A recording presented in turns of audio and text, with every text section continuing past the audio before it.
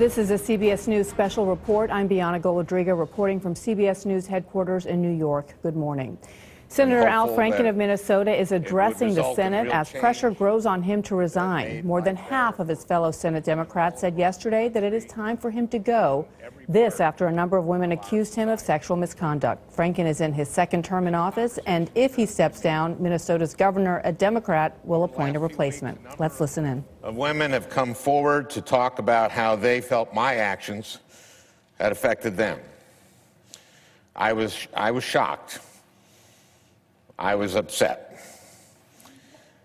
But in responding to their claims, I also wanted to be respectful of that broader conversation, because all women deserve to be heard and their experiences taken seriously. I think that was the right thing to do.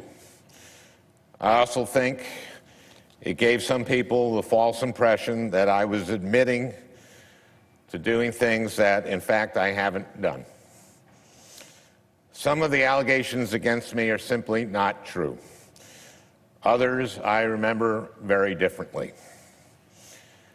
I said at the outset that the Ethics Committee was the right venue for these allegations to be heard and investigated and evaluated on their merits, that I was prepared to cooperate fully, and that I was confident in the outcome. You know, an important part of the conversation we've been having the last few months has been about how men abuse their power and privilege to hurt women. I am proud that during my time in the Senate, I have used my power to be a champion of women, and that I have earned a reputation as someone who respects the women I work alongside every day. I know there's been a very different picture of me painted over the last few weeks, but I know who I really am. Serving in the United States Senate has been the great honor of my life. I know in my heart that nothing I have done as a senator, nothing, has brought this honor on this institution. And I am confident that the Ethics Committee would agree.